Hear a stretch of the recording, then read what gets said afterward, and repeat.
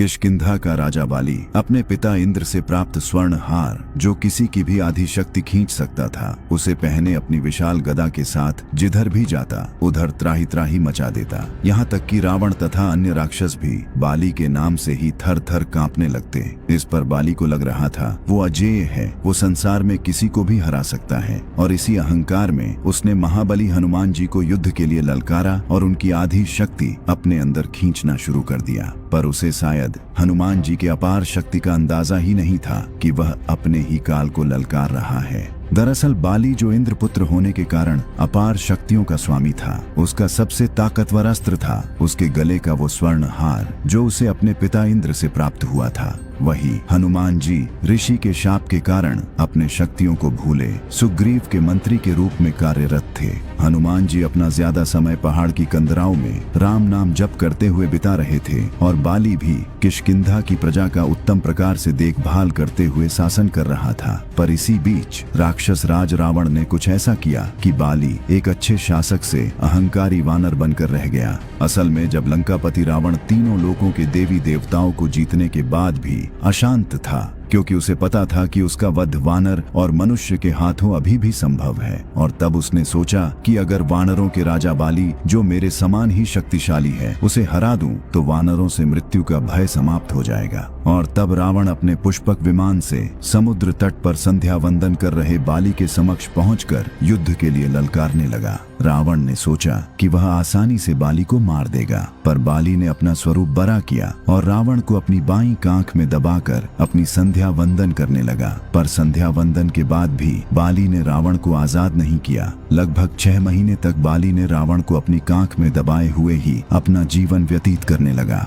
बाली के उछल कूद में पैरों से टकराते, पहाड़ों से रगड़ खाते पूरे 6 महीने तक बाली ने रावण को इसी तरह अपनी बगल में दबाकर घुमाया। और जब रावण इस पीड़ा को सहन नहीं कर पाया तो वह बाली के समक्ष गिड़गिड़ाते हुए क्षमा मांगने लगा। इस पर बाली ने दया करके रावण को मुक्त कर दिया, पर चालाक रावण ने बाली को अपना मित्र बना लिया। अब रावण जैसे महाबली को हराने के बाद बाली का अहंकार चरम पर था, और वह हर जगह कहता फिरता, इस संसार में ऐसा कोई नहीं जो मुझे परास्त कर सके। मैं सर्वशक्तिमान हूँ, मैंने रावण को भी हराया है। उसकी यह अहंकार पूर्ण गर्जना जब बर्दाश्त से बाहर हो गई तो जामवंत जी से रहा नहीं गया, और उन्होंने क्रोध में बोला, हे वानर राज, आप अहंकार बस खुद को सबसे शक्तिशाली बता रहे हैं, पर असल में आपकी शक्ति हनुमान के सामने कुछ भी नहीं। इस पर ठहाके मारकर हंसता हुआ बाली बोला, कौन? वो हनुमान? उसके पास शक्ति भी है? जानकर आश्चर्य हुआ। वो तो हमेशा गुफाओं में मुंह छुपाए राम राम कहता रहता है, उससे मेरी क्या तुलना।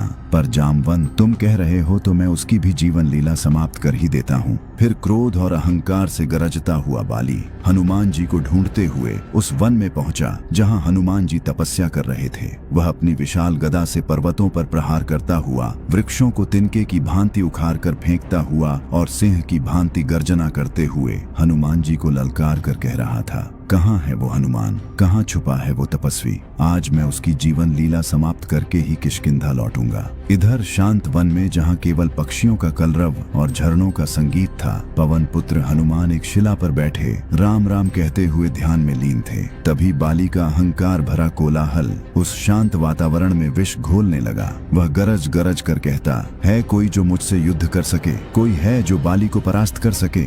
हनुमान जी ने पहले तो उसे अनदेखा करने का प्रयास किया, क्योंकि उनकी तपस्या में विघ्न पड़ रहा था। परंतु जब बाली उनके समक्ष आकर उन्हें युद्ध के लिए ललकारने लगा तो हनुमान जी ने अपनी आंखें खोली और अत्यंत विनम्रता से कहा, हे किष्किंधा नरेश, हे देवराज इंद्र के पुत्र, आप निसंदेह इस संसार के सबसे शक्तिशाली योद्धाओं में से एक हैं। आपको कोई नहीं हरा सकता, परंतु इस शांत वन और इन निर्दोष वृक्षों पर अपनी शक्ति का प्रदर्शन क्यों कर रहे हैं? इस पर बाली ने अत्यंत अपमानजनक शब्दों में अट्टहास करते हुए कहा, चुप हो जा वानर, मुझे ज्ञान मत दो, मुझसे युद्ध करो या मरने के लिए तैयार हो जाओ। यह सुनते ही हनुमान जी का शांत और सौम्य मुखमंडल प्रलयंकारी तेज से धधक उठा। उन्होंने अपनी गदा उठाई और बाली के युद्ध की चुनौती स्वीकार कर ली। यह कोई साधारण युद्ध नहीं होने वाला था। यह था 2 महाशक्तियों का टकराव। एक ओर दिव्य वरदान से युक्त बाली तो दूसरी ओर स्वयं रुद्र के अवतार पवन पुत्र हनुमान। जैसे ही युद्ध का दिन निश्चित हुआ, तीनों लोकों में हाहाकार मच गया और जैसे ही हनुमान जी युद्ध के लिए निकलने को हुए तो स्वयं परमपिता ब्रह्मा उनके समक्ष प्रकट हो गए। उन्होंने हनुमान जी को समझाने का प्रयास किया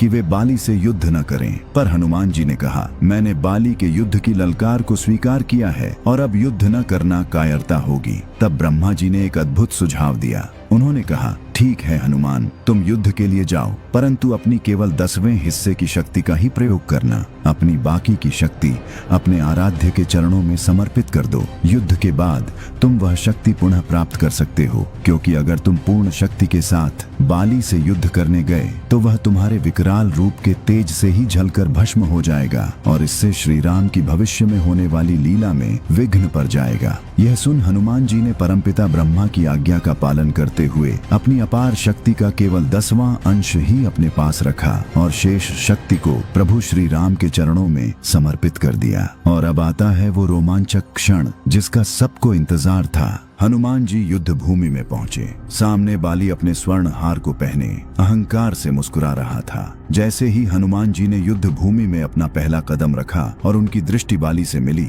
बाली के दिव्य वरदान ने अपना काम करना शुरू कर दिया। हनुमान जी की आधी शक्ति यानी उनकी कुल शक्ति का केवल 5% बाली के शरीर में प्रवेश करने लगा और फिर बाली को अचानक अपने शरीर में अपार शक्ति का अनुभव हुआ जो उसने आज तक महसूस नहीं की थी। उसे लगा जैसे सहस्त्र सूर्यों की ऊर्जा उसके भीतर समा रही है। वो सोचने लगा, मेरे अंदर कितनी अधिक शक्ति आ रही है, अब मैं सर्वशक्तिमान बन जाऊंगा। परंतु अगले ही पल बाली का शरीर उस प्रचंड ऊर्जा के वेग को सह न सका और गुब्बारे की तरह फूलने लगा। उसकी नसें फटने को हो गईं। उसके आंख, नाक और मुंह से रक्त की धारा बह निकली। बाली को समझ ही नहीं आ रहा था कि यह क्या हो रहा है। तभी उसका शरीर इतनी अधिक शक्ति को संभाल नहीं पाया और असहनीय पीड़ा से चीखने लगा। जैसे ही बाली का शरीर उस दिव्य शक्ति के तेज से फटने वाला था, आकाश में भयंकर गर्जना हुई और बाली के समक्ष स्वयं ब्रह्मा जी प्रकट हुए। ब्रह्मा जी ने गंभीर स्वर में कहा, बाली, यदि अपने प्राण बचाना चाहते हो तो अभी इसी क्षण हनुमान से जितना दूर भाग सकते हो भाग जाओ, अन्यथा तुम्हारा शरीर इस शक्ति के भार को सहन नहीं कर पाएगा और टुकड़े टुकड़े हो जाएगा। बाली को कुछ समझ नहीं आया, परंतु साक्षात ब्रह्मदेव को अपने समक्ष देख वो समझ गया कि स्थिति बहुत गंभीर है। वो तुरंत युद्ध भूमि से पलटा और अंधाधुंध भागने लगा। वो सैकड़ों मील तक बिना रुके भागता रहा। अंत में जब वो बहुत दूर निकल गया तब जाकर उसके शरीर को कुछ राहत मिली और वो थककर धरती पर गिर पड़ा और बेहोश हो गया। कुछ समय बाद जब बाली को होश आया तो उसने फिर से परमपिता ब्रह्मा को अपने सामने खड़ा पाया। ब्रह्मा जी ने उसे समझाया, हे बाली, तुम स्वयं को संसार में सबसे शक्तिशाली समझते हो, परंतु तुम्हारा शरीर हनुमान की शक्ति का एक छोटा सा अंश भी संभाल नहीं पाया। हनुमान तो मेरी आज्ञा से अपनी कुल शक्ति का केवल 10वां हिस्सा ही लेकर तुमसे युद्ध करने आया था और तुम्हारे वरदान के अनुसार उसकी भी आधी शक्ति यानी केवल 5% ही तुम्हारे शरीर में आ रही थी और देखो तुम्हारा शरीर उसे भी धारण नहीं कर पाया। सोचो बाली, यदि हनुमान अपनी संपूर्ण शक्ति लेकर तुमसे युद्ध करने आते